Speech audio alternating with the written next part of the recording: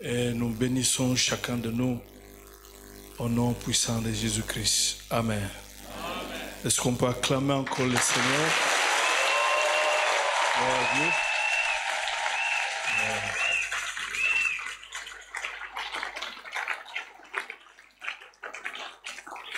Comme je l'ai dit au premier culte, je demande aux amis du groupe d'adoration de nous écrire la chanson, parce que je ne maîtrise rien. Et puis vous dansez ça vite, vite. Comme ça, nous pouvons lire et puis vous accompagner pour adorer le Seigneur. Je vous salue au nom de Jésus. Vous êtes dans la joie? Comment ça va? Oh, alléluia. Est-ce qu'on peut acclamer le Seigneur? Gloire à Dieu. Alléluia. Il nous fait beaucoup de bien. Oh, gloire à Dieu. Quand nous venons dans la présence de Dieu, s'il faut danser, danse. S'il faut chanter, chante. S'il faut sauter, saute. C'est tout. Alléluia. Alors, prenons nos Bibles.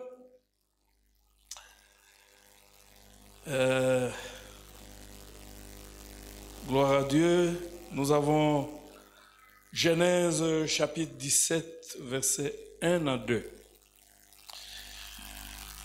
Alors, on va lire tous ensemble. Lorsqu'Abraham fut âgé de 99 ans, l'Éternel apparut à Abraham et lui dit: je suis le Dieu Tout-Puissant, marche devant ma face et sois intègre. J'établirai mon alliance entre moi et toi et je te multiplierai. Dieu, il dit ces choses à un vieux de 99 ans qui n'attend plus rien. Il dit, mais je vais multiplier jusqu'à l'extrême. Il revient toujours. Et on va lire aussi Genèse chapitre 6, 8 à 9. Mais Noé trouva grâce aux yeux de l'Éternel. Et voici la postérité de Noé. Noé était un homme juste et intègre dans son temps. Noé marchait avec Dieu. Est-ce qu'on peut acclamer la parole? Alléluia. Est-ce qu'il y a un Noé ce matin? Ok. Veuillez vous asseoir. Ça fait 2 dimanches, je vous ai parlé de la santé. C'est important. Parce que si tu es en bonne santé, tu vas travailler. Si tu es en bonne santé. En tout cas, si tu es en bonne santé, parce que c'est ton droit, parce que Jésus avait pourvu à la croix, c'est une bonne affaire. Et moi, j'ai changé même la façon de prier. J'ai prié même contre les maladies à venir.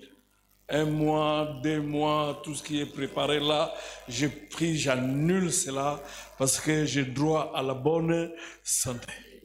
Alléluia. Et donc, je veux que vous soyez en très bonne santé. Alors, ce matin, là, je reviens sur le thème du trimestre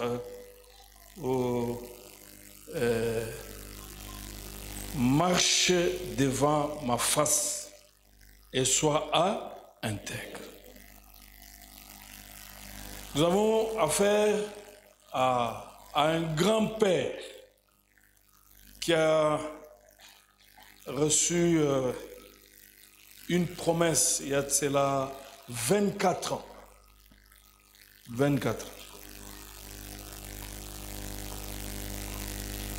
Vous savez, le plus dur pour les enfants de Dieu, c'est cette période entre la promesse et l'accomplissement de la promesse. C'est là où beaucoup d'enfants de Dieu et finalement ont dévié juste pour forcer la main de Dieu. Et c'est pareil, n'est-ce pas, avec Abraham. Vous connaissez l'histoire d'Ismaël avec le conseil de sa femme Sarah. Et nous sommes là 24 ans et puis 13 ans depuis que Ismaël est né. Et donc Abraham finalement est dans ses agitations. Si Dieu t'a promis, sois calme. Parce que même sa promesse oriente les temps, contrôle les temps. Et finalement, quand nous arrivons ici, il a 99 ans. Dieu a décidé maintenant de se présenter personnellement. Parce que depuis le chapitre 12, Dieu a fait des promesses, il ne s'est pas présenté, et finalement il n'y a que de promesses. Et là, Dieu était obligé de se présenter. Pour lui dire que celui qui t'a fait la promesse, ce n'est pas n'importe qui. Mais c'est l'Éternel, Dieu tout-puissant.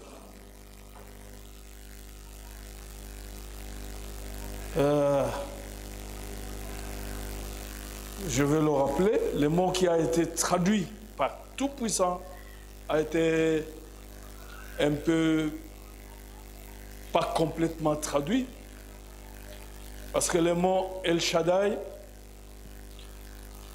se traduisait aussi par montagne, symbole de la force, ou mamelle, symbole de prendre soin. Et donc, quand Dieu il dit que je suis l'Éternel, le Dieu Tout-Puissant, il veut simplement dire que je suis le Dieu nourricier qui pourvoit avec abondance à tous tes besoins. Mais au même moment, je suis le Dieu capable qui peut te faire engendrer, même quand on ne compte plus à ça rien. Donc il y a ces deux éléments. Le Dieu nourricier et le Dieu capable qui peut faire ce qui est impossible et le changer pour que cela devienne possible. C'est comme si Dieu voulait lui dire, je suis celui qui, à l'état où tu te trouves, humainement c'est impossible, ton corps est usé, ta femme est devenue inutile. Mais moi, je vais faire des choses pour que vous deveniez utiles. Parce que j'ai cette capacité-là. Et là où ça devient intéressant, Abraham a compris la leçon. Parce que quand vous prenez Romains chapitre 4, versets 19 à 21, il dit qu'il a cru que celui qui a fait la promesse a aussi la puissance de l'accomplir. Il a compris la chose. Donc Abraham, à 99 ans, est au bout. Et nous arrive aussi comme ça. Nous sommes au bout. Mais la promesse n'a pas changé. La promesse dépend de celui qui a promis et dépend de ses capacités d'accomplir cette promesse. Donc, je me redire aux uns aux autres, si Dieu vous a fait des promesses, soyez calmes. Attendez l'accomplissement de cette promesse.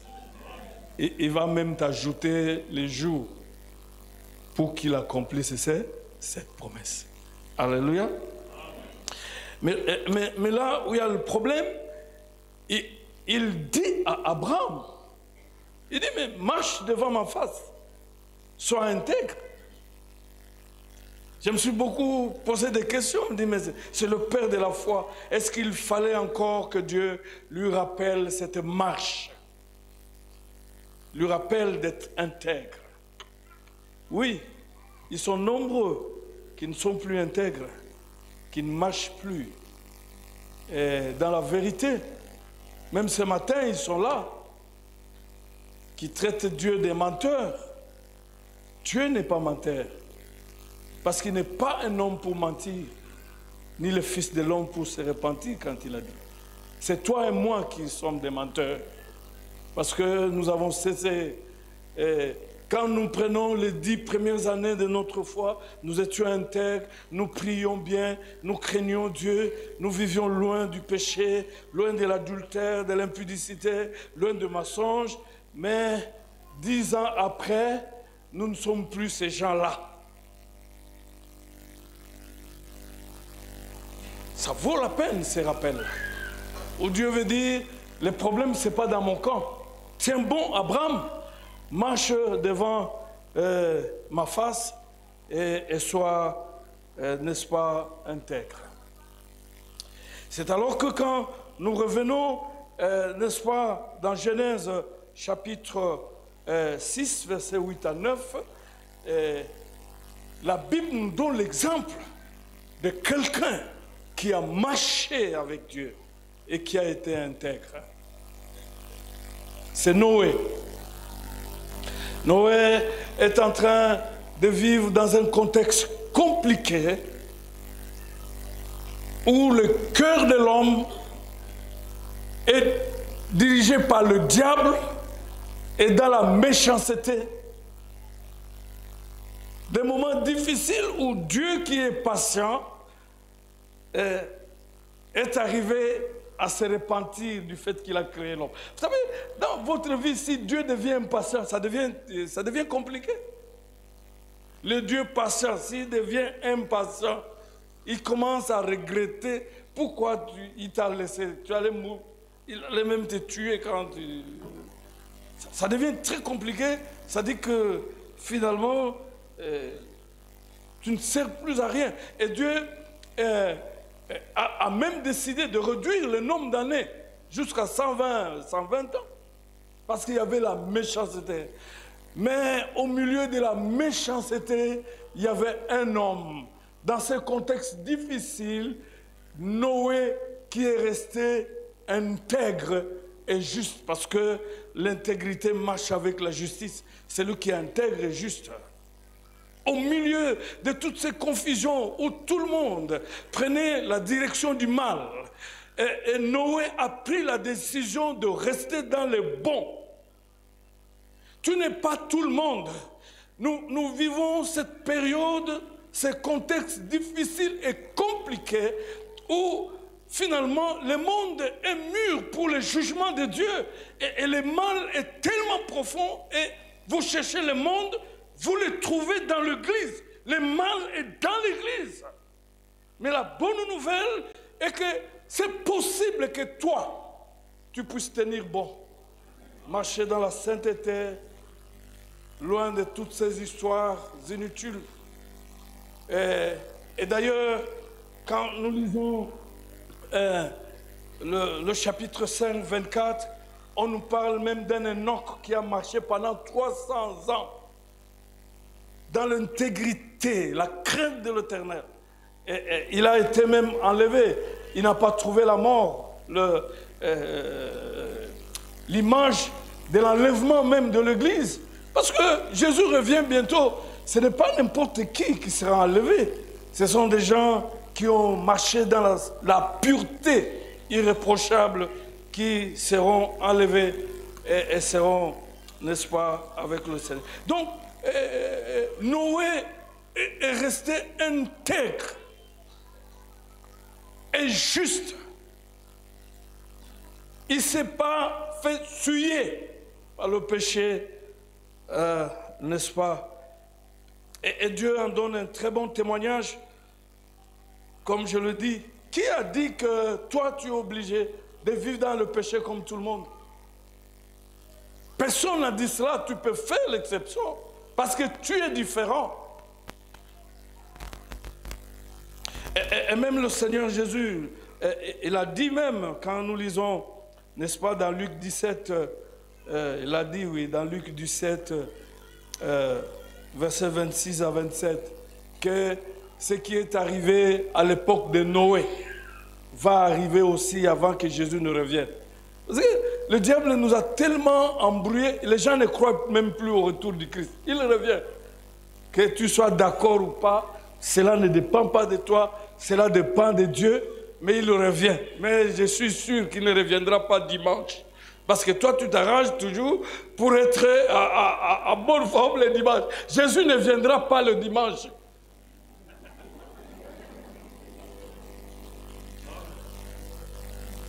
Alléluia. Ça, c'est la prière que je fais à cause de toi, qui t'arrange seulement à être bien le dimanche. Il ne viendra pas le dimanche. Et lui-même dit que ce qui est arrivé à l'époque de Noé arrivera. À l'époque de Noé, les gens mangeaient, ils buvaient, ils se mariaient leurs filles, jusqu'à ce qu'il est arrivé que Noé, n'est-ce pas, est entré dans l'arche. Et les autres sont morts. Dieu a tué le monde entier à l'époque, sauf Noé et sa famille. Noé a prêché pendant 120 ans. Personne ne s'est converti. Personne ne s'est repenti. C'est la raison pour laquelle moi je suis calme, même si tu ne te repens pas. Noé, il a prêché pendant 120 ans.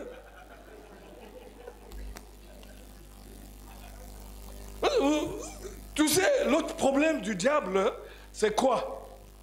C'est de te rendre incrédule. Tu entends, mais comme si ça entrait, ça sortait. Et tu es incrédule.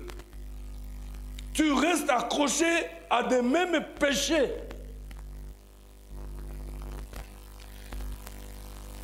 Une autre stratégie du diable, c'est de jouer avec ton intelligence. Tu ne réfléchis pas.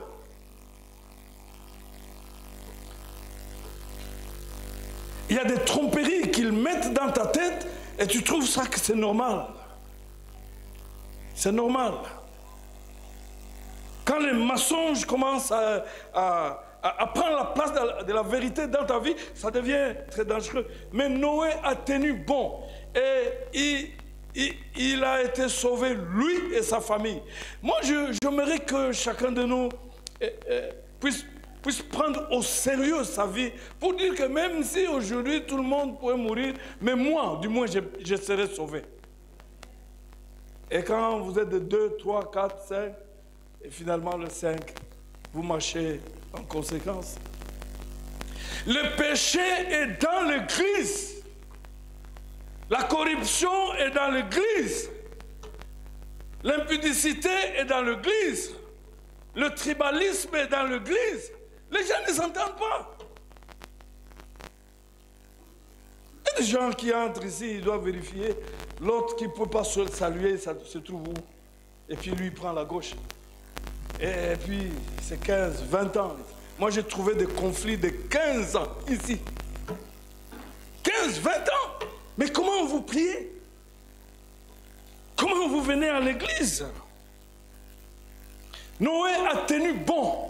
Tout le monde était dans le péché, dans n'importe quoi. Mais il restait dans la crainte de Dieu. L'expression, j'en viens maintenant, l'expression « marcher devant ma face » signifie marcher dans la communion avec moi. Faites des choses qui me plaisent. Sois agréable dans ma vie. Le péché ne réjouit jamais Dieu. Dieu aime le péché, mais il n'aime pas le péché parce qu'il est 3 fois saint. Et venir à l'église signifie que tu as pris la décision d'abandonner le péché. Et si tu n'as pas la force, la sincérité te pousse à demander que Dieu puisse t'aider à quitter les choses. Parce qu'en réalité, nous gagnons beaucoup quand nous prenons la décision d'abandonner le péché. Abandonner le péché. Nous gagnons beaucoup. Nous gagnons beaucoup quand nous nous convertissons, nous repentons. Et marche, quand Dieu dit marche devant ma face, il veut dire marche dans la communion avec moi. Faites des choses qui vont me plaire, me réjouir. bien-aimé dans le Seigneur. Tu peux être en relation avec Dieu, tu es fils de Dieu, mais sans être en communion avec ton Père, parce que tu mènes une vie d'hypocrisie, tu mènes une vie de péché, une vie inutile. Ça n'a rien à voir avec les responsabilités à l'église. Je l'ai dit au premier culte.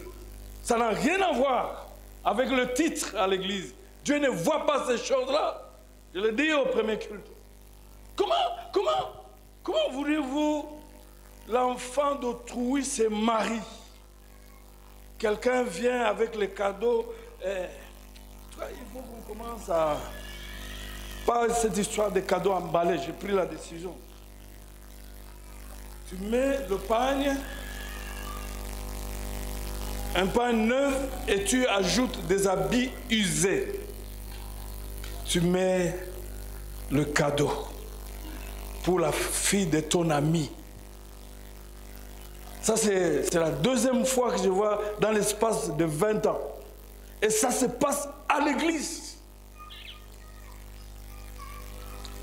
Mais cher frère, même quand tu passes devant ici, on t'applaudit. Est-ce que Dieu t'applaudit? Vous êtes sûr que tous les applaudissements que nous faisons ici, Dieu les agrée? Et si Dieu ne les agrée pas, ça sert à quoi? Quand un homme t'applaudit et que finalement il n'y a rien. Il n'y a rien. À quoi servira-t-il à un homme de gagner ce monde s'il perdait son âme? Il y a des gens qui sont perdus dans l'église. Ils ont fait longtemps à l'église. Ils ont des responsabilités. Mais ils n'ont jamais changé dans leur vie. Ils sont dans une mauvaise vie. Je vais aller vite parce qu'on doit prier. Alors, mais Noé, il a tenu bon. Il est resté juste et intègre, irréprochable. Alors, des choses pour marcher dans l'intégrité. Bien-aimés dans le Seigneur, ce ne sont pas d'abord les responsabilités ou les services qui comptent devant Dieu. C'est d'abord ton cœur. Dieu a besoin d'abord de toi. Le service, ça vient après. Besoin de toi. Tu sois pasteur, tu sois ancien, tu sois diacre. Moi, je me suis toujours posé la question, pourquoi à la PPUK, les gens se bousculent pour devenir diacre, pour devenir ancien, même quand ils sont convaincus qu'ils sont mauvais?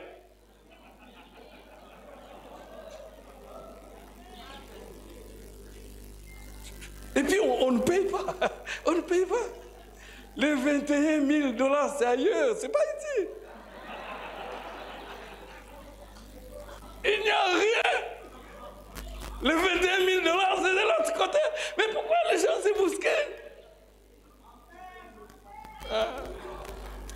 La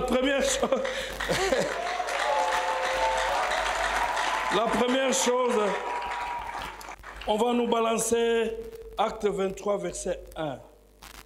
Nous avons deux choses à faire. Aujourd'hui, on s'arrête avec ces deux choses. On va prier. Tu dois être sûr que si Jésus venait même pendant que tu étais en train de dormir, tu seras compté parmi ceux qui seront enlevés. C'est ça. Et le problème, ce n'est pas du côté de Dieu, c'est de ton côté. Est-ce qu'on peut nous balancer? Est-ce que nous pouvons nous lever et lire ce texte? Est-ce qu'on peut lire ça ensemble? Paul, le regard fixé sur le Sanhédrin, dit: homme frère, c'est en toute bonne conscience que je me suis conduit jusqu'à ce jour devant Dieu. Est-ce qu'on peut acclamer la parole? Vous pouvez vous mettre. Moi, j'ai une autre version, Louis II révisé, qui dit: j'ai marché avec une très bonne conscience et devant Dieu et devant les hommes. C'est ça l'intégrité. Quelqu'un qui est intègre, il a une très bonne conscience et devant Dieu et devant les hommes. Il n'a pas seulement une bonne conscience devant les hommes, mais il a une très bonne conscience et devant Dieu et devant les hommes. C'est quelqu'un d'intègre. C'est quelqu'un de juste. C'est quelqu'un qui est le même. Ce qu'il fait en privé, c'est la même chose de ce qu'il fait en public. Dieu peut le visiter pendant qu'il est en privé, il verra que c'est la même personne pendant qu'il est en public. C'est celui-là un homme intègre. Il est le même la nuit comme le jour. Il est le même pendant la semaine comme le dimanche. Ce n'est pas que pendant la semaine, il est arrogant, il est derrière des histoires où il entre seul, on ne peut pas toucher, il est dans ceci. Et puis le dimanche, vraiment c'est un agneau. Non, ce n'est pas un agneau, c'est un loup. Mais qui a la peau de l'agneau. Faites un effort, mon frère, toujours de revoir si vraiment tu as une bonne conscience. Parce que, en fait, cette histoire de la conscience, Dieu les a donnés même aux païens. Il y a des très bonnes choses qui peuvent se passer par motif de bonne conscience. Et quand nous venons dans le Seigneur, le Saint-Esprit vient s'appuyer et travailler avec notre conscience. Nous sommes en très bonne relation avec Dieu. Je ne fais pas ces choses parce que je suis chrétien. Je fais ces choses parce que je suis chrétien. Et puis on s'arrête là. Ils sont nombreux qui prient, trop peu. Même dans cette paroisse, trop peu déjà. Comme j'avais dit l'autre dimanche, nous savons ce que tu es. Mais nous nous arrêtons seulement à parler parce que nous ne sommes pas tes policiers. Tu ne nous payes pas. Nous parlons pour que tu changes. Tu entres. Non, non.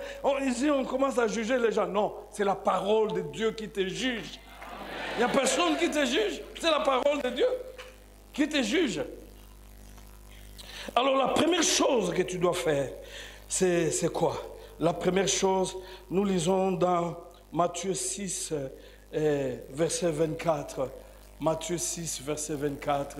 Ça, c'est Jésus lui-même qui parle. Il dit, nul ne peut servir deux maîtres à la fois. Il aimera l'un et il haïra l'autre.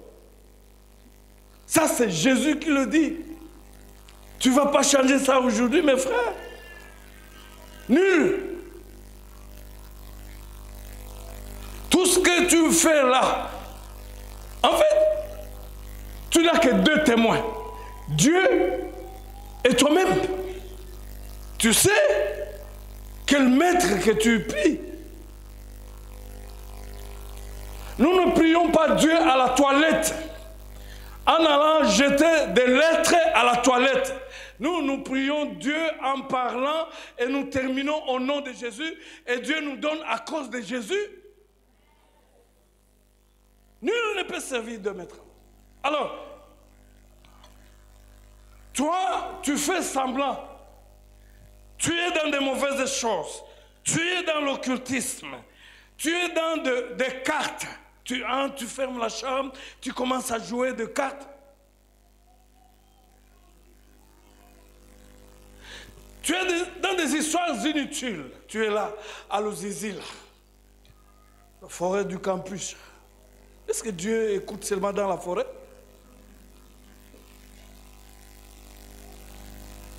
Et le dimanche, tu viens. Non, nul ne peut servir deux maîtres à la fois. Il haïra l'un et il aimera l'autre. Toi-même, tu sais le Dieu que tu aimes. Mais en tout cas, si tu es dans le péché, ce n'est pas Dieu que tu aimes. C'est Dieu que tu haïs. Toi-même, tu sais. Le temps est arrivé, chers frères, chers amis, d'être sérieux dans sa foi, d'être responsable dans sa foi. Moi, ça me fait mal, chers frères.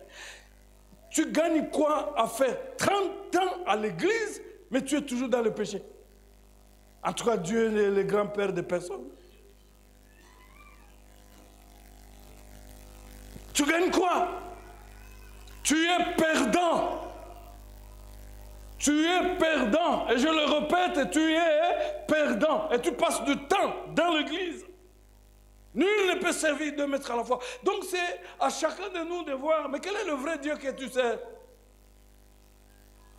Quel est le vrai Dieu que tu sais? Toi-même tu peux répondre, parce que toi et Dieu vous êtes témoins. Toi et Dieu vous êtes témoins. La deuxième chose que tu peux faire, c'est, nous lisons dans 1 Jean 3, 20 à 21. Est-ce qu'on peut se lever? On lit ce texte. Tu dois décider entre Dieu et le diable. Quel est le Dieu qui doit être ton maître? Quand tu vis dans le péché, Dieu n'est pas ton maître. C'est le diable. Ah, ton maître. Est-ce que nous pouvons lire tous ensemble? Car si notre cœur nous condamne, Dieu est plus grand que notre cœur. Il connaît toutes choses. Est-ce qu'on peut acclamer la parole? Pouvons nous mettre? Nous pouvons nous mettre, chers frères. Tu dois prendre conscience, cher frère, si ton propre cœur te condamne, Dieu est plus grand que ton cœur. Et c'est toute chose. Il sait toutes choses. Qu'est-ce que ton cœur te dit? Tel que tu es là, ton cœur te dit quoi? C'est ce qui compte pour Dieu. Moi je ne comprends plus rien à l'église. Le Seigneur Jésus dit, si quelqu'un veut prier, qu'il fasse quoi? Qu'il entre dans sa chambre, qu'il ferme la porte. Là, il est en train de parler contre les pharisiens orgueilleux. Il dit qu'il ferme la porte, qu'il prie, parce que Dieu voit où? Dans le secret. Et toi, ce que tu fais, tu pêches dans le secret. Qui voit ça? Oui.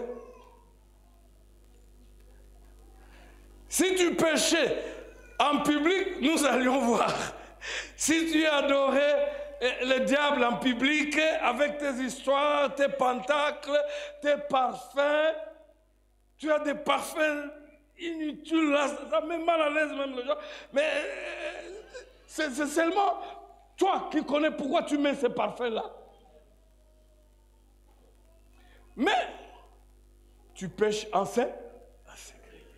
La nuit, tu es dans des petites maisons où tu es assis, les charlatans, toi, un homme important dans la société, mais qui se met par terre, dans la maison des charlatans, en train de rouler par terre pour protéger ton poste.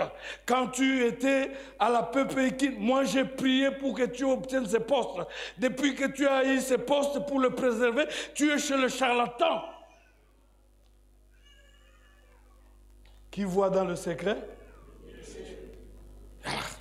Je crois qu'il faut être quelqu'un. Souvent ma mère me disait, quand elle disait ça, ça dit qu'ici ça ne marche pas.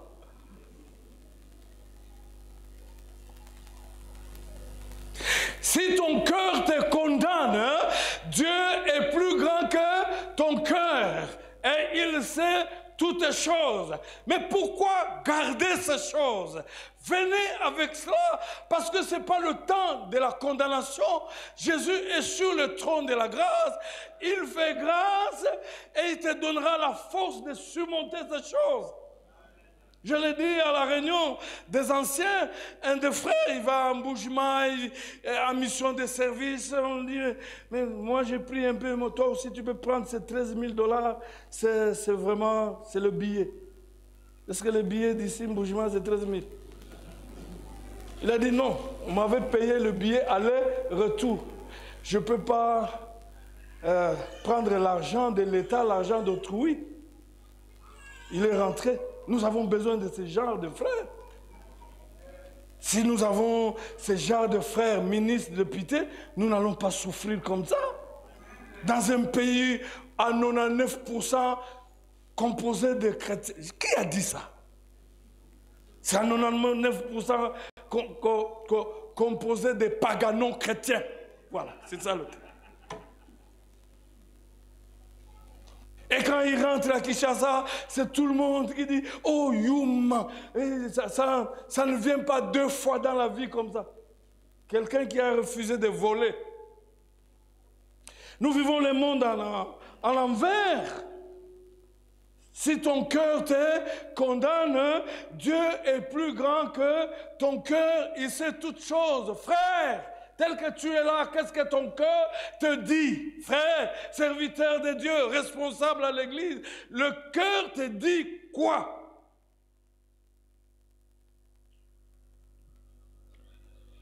Et quand nous lisons dans Romains chapitre 2, verset 16, vous restez assis et puis on va prier.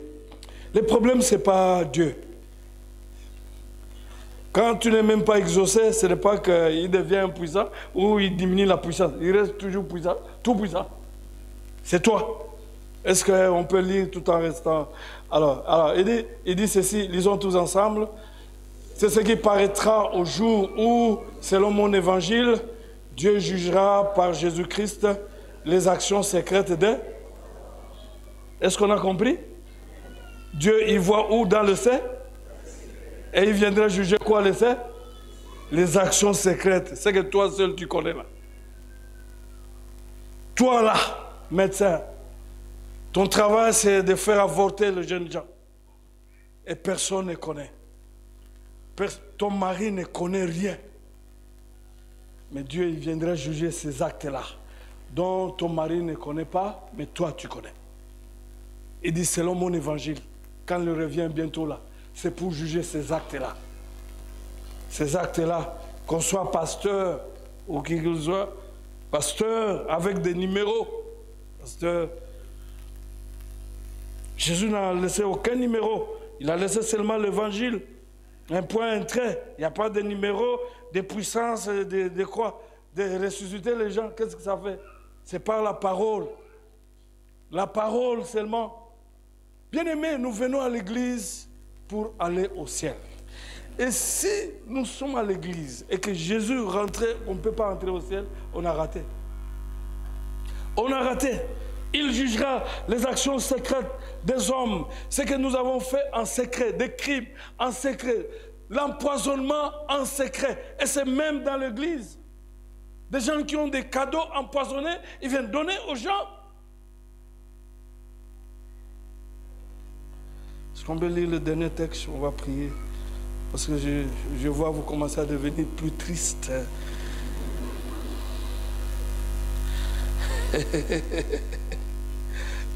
Parce qu'aujourd'hui, je n'ai pas parlé de oui, le bonheur et la grâce m'accompagnent.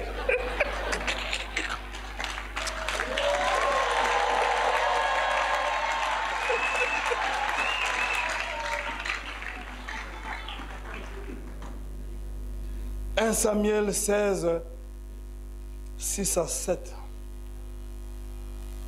Chers frères, faites attention avec ta propre marche.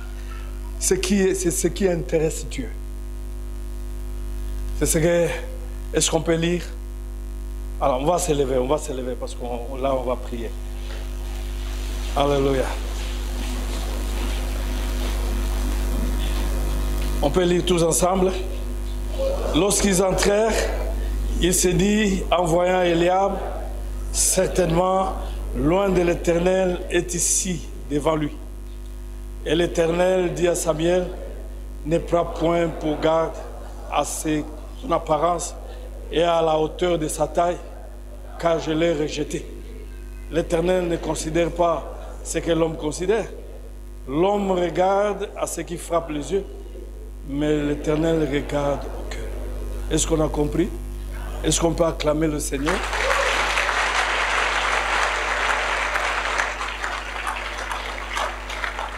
Non, on reste debout. Seulement ceux qui ne peuvent pas, ils peuvent s'asseoir. Écoutez, chers frères. Eliab était lancé, plus beau que moi, quand bien même je crois que je suis beau. C'est relatif. Très élancé, mais rejeté par Dieu, mais apprécié par Samuel. L'appréciation du pasteur n'est pas nécessairement l'appréciation de Dieu. peu importe ton statut, peu importe. Moi, je suis en train de prier. On va voir un peu 2023 s'il n'y aura pas de députés ici. Mais même quand tu deviens député, peu importe ton histoire là. Samuel s'est trompé, a dit, ah, mais c'est celui-là de Dieu. Je l'ai rejeté. Moi, là, Dieu, ce n'est pas ce qui frappe les hommes de l'extérieur qui me frappe, moi. Moi, c'est le cœur. C'est là où la Bible dit, garde ton cœur plus que toute autre chose, parce que c'est de lui que viennent les sources de la vie, le cœur. Dieu a vu que c'est David dans la brousse qui valait. Ce n'est pas Eliab. Quand Dieu voit ton cœur maintenant là, est-ce qu'il t'apprécie, frère? Mais pourquoi tu peux être méchant jusqu'à ce niveau-là? Tu peux être méchant, incrédule, jusqu'à ce niveau-là. Tu ne veux pas changer. Tu t'accroches à des choses. Et ça devient la tradition, l'Église. On n'en a pas besoin de ça. Dieu a besoin de toi. Et il a besoin que tu changes.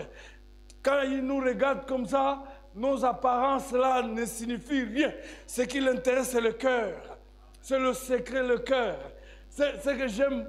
Vous savez, même pour les offrandes, hein, quand tu donnes l'argent, ce qui intéresse Dieu, c'est que tu restes dans ta poche. Ce que tu as laissé dans ta maison, c'est ce qui l'intéresse. C'est ce qui l'intéresse. Ce qui l'intéresse, c'est ce que tu as laissé en banque. Franchement, je dois te dire, je prie pour que Dieu vous bénisse. Parce que je dois construire le temple dans peu de temps. Même s'il arrivait que tu es béni, tu as mené 4 millions, mais le cœur est mauvais, ça n'intéresse pas Dieu. Ça n'intéresse, Dieu n'est pas dans cette histoire. Est-ce qu'il manque de l'argent? Il ne manque pas de l'argent. C'est à lui qu'appartient l'or et l'argent. Ce que Dieu veut, c'est ton cœur. Et si tu as entendu sa voix ce matin, n'endurcis pas ton cœur. Libère-toi. Il va te faire du bien. Il est là, il ne te condamne pas. Levez nos mains, nous prions le Seigneur. Nous prions le Seigneur. Et Dieu a dit à Abraham, marche devant ma face et sois intègre. Est-ce que tu es là? Noé était juste intègre. Gloire à Dieu. Toi aussi, tu peux l'être. Gloire à Dieu. Et la force vient. La force vient de Jésus-Christ. Ne rate pas le ciel un jour.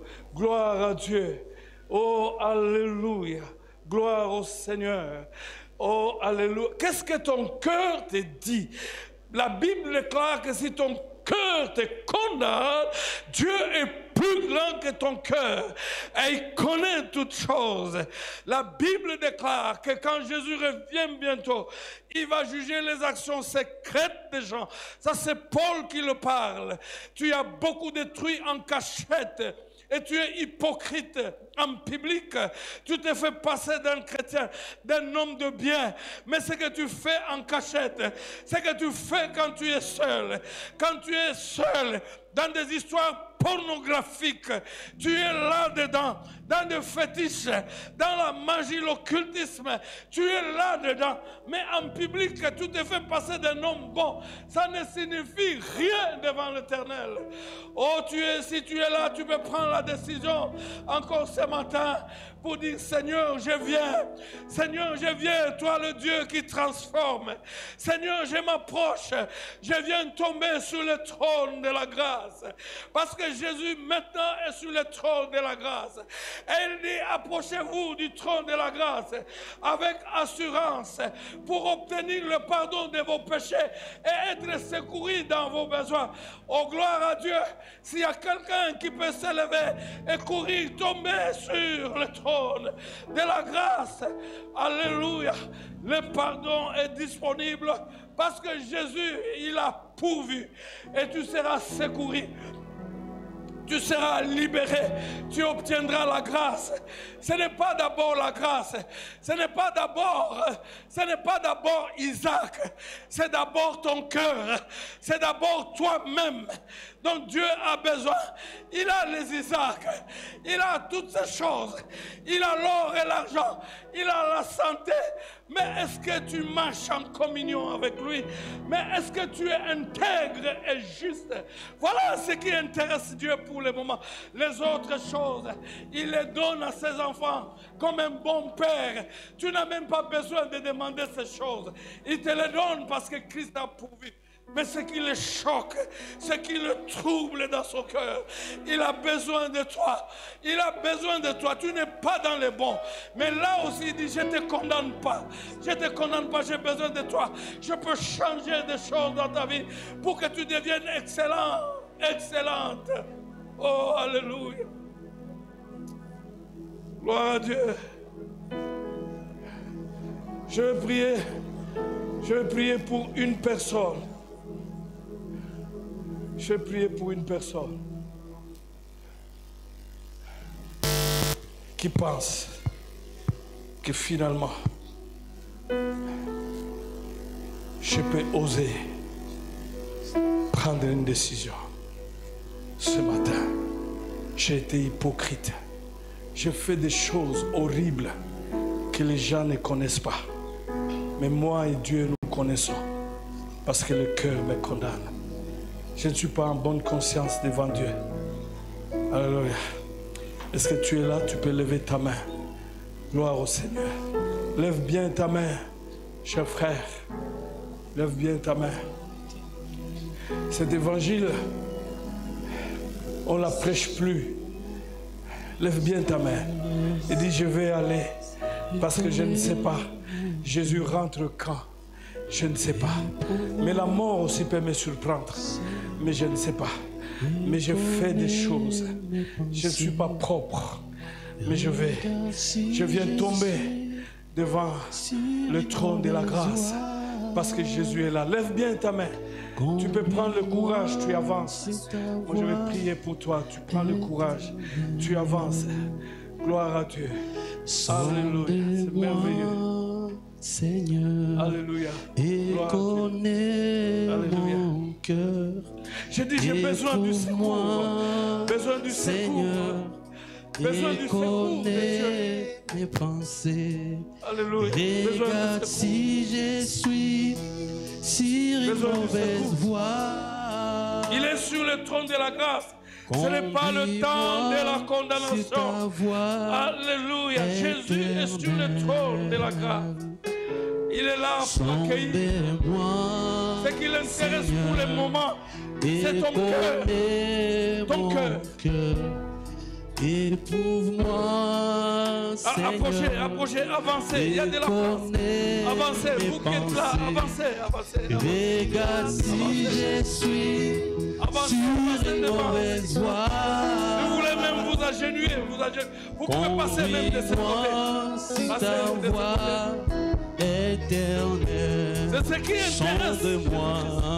Sonde-moi, Seigneur, et connais mon pendant que tu es agenouillé en train de crier vers l'Éternel, il est le Dieu qui écoute ta prière maintenant et qui t'accueille à bras ouverts.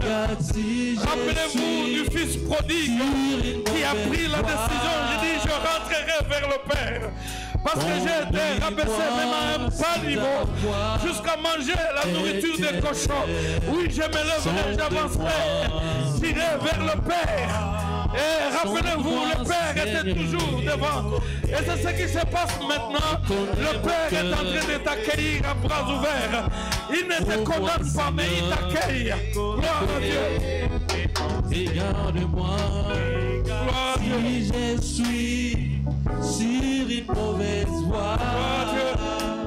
Et tu pries, dis Seigneur, je te donne ma vie, je te donne mon cœur.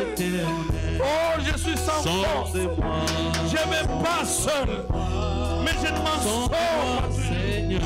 Mais aujourd'hui je me lève, Seigneur. Oh, accepte-moi, Seigneur. Oh, prends ma vie, Seigneur. Tu as la puissance de me transformer. Gloire à Dieu, le Dieu tout-puissant. Tu me connais. Conduis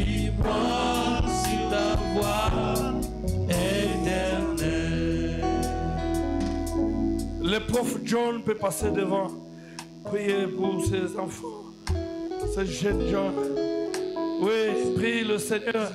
Tu n'as pas la force, mais le Tout-Puissant te donne la force maintenant pour que le péché ne domine plus sur toi.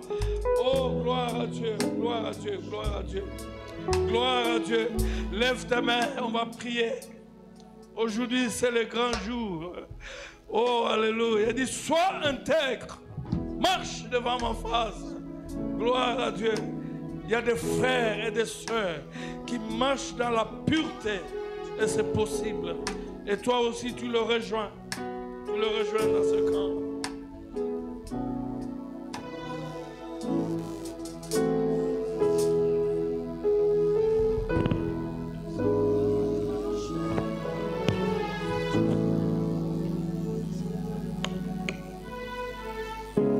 Père, nous venons devant ton trône avec ton peuple. Tu connais le cœur de chacun. Seigneur, nous ne pouvons rien faire, car la Bible nous dit que le Fils ne fait que ce qu'il a vu le Père faire.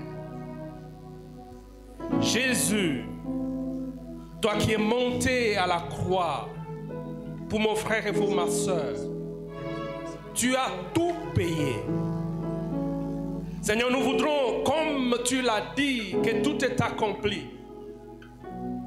S'il y avait un cœur quelconque qui condamnait mon frère et ma soeur ici, nous voulons aller arrêter maintenant toute condamnation.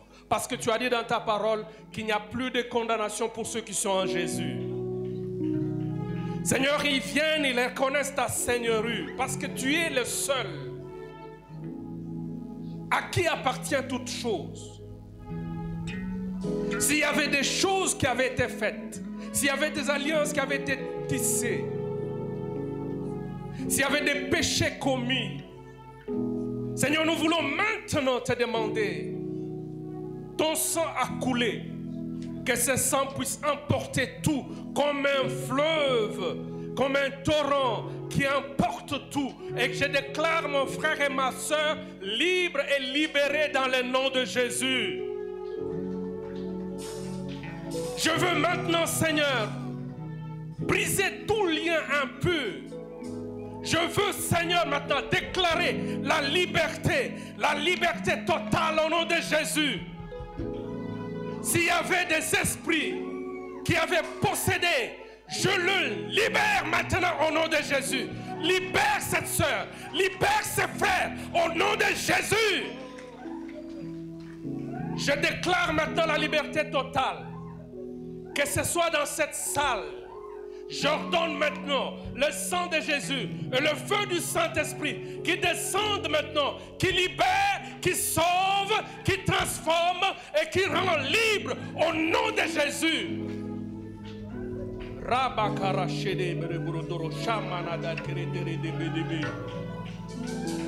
Le ciel est ouvert, Seigneur.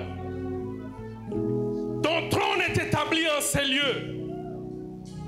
Seigneur Jésus, tu reviens bientôt et tu veux que l'église soit prête, préparée comme une épouse sans tache ni rude.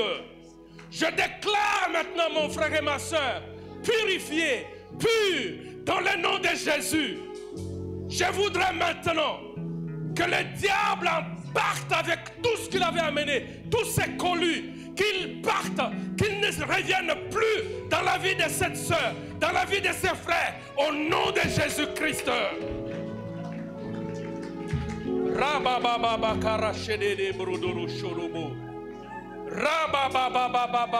Reçois maintenant l'onction du Saint-Esprit qui va t'aider à tenir pour le reste de ta vie, parce qu'il est là, le Seigneur est là, le Saint-Esprit est là, en train de faire des choses dans ta vie.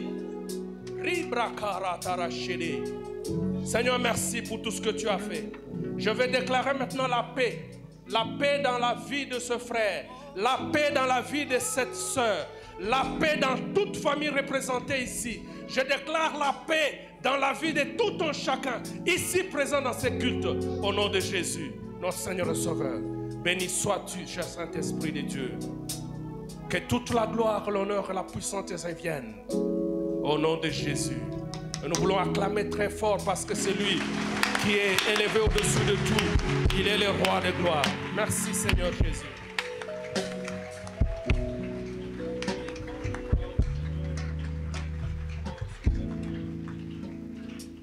Gloire à Jésus. Alléluia. Oh, alléluia. Tout ce que vous délierez sur la terre sera délié au ciel. Quand tu es en train de délier le mois de septembre, tout ce qui est délié est en train d'être délié. Tout ce que tu es en train de lier est en train d'être lié. Tu es en train de prier, tu es en train de bénir et tu bénis le mois de septembre. C'est un mois béni. Gloire à Dieu. Un mois de grande réalisation. Un mois de grâce. Tu bénis le mois de septembre. Dans le nom puissant de Jésus-Christ, tu es en train de bénir. Il est le Dieu de commencement.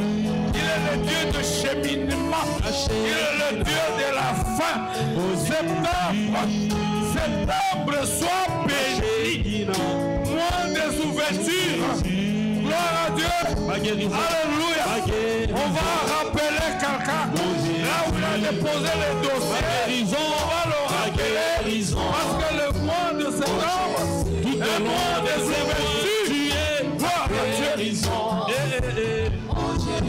Tout au long de ces mois, tu es ma guérison. Ma guérison. Alléluia. Moi, le bon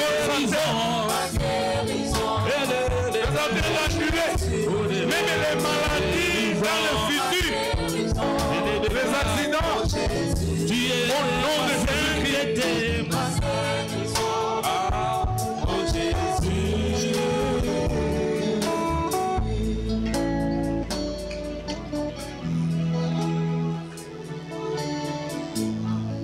Alléluia.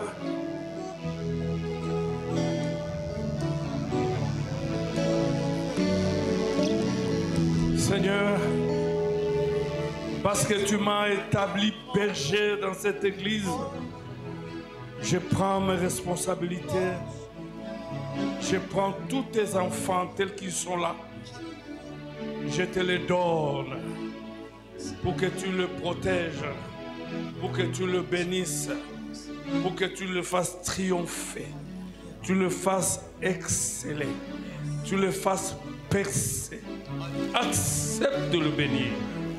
J'annule tout le plan du diable pendant ces mois de septembre. J'annule les œuvres de l'esprit des morts dans le nom puissant de Jésus. J'annule tous les complots d'empoisonnement dans le nom puissant de Jésus. Les esprits de sacrifice humain, je le broie dans le nom puissant de Jésus. Les fausses accusations, je le brûle dans le nom puissant de Jésus-Christ.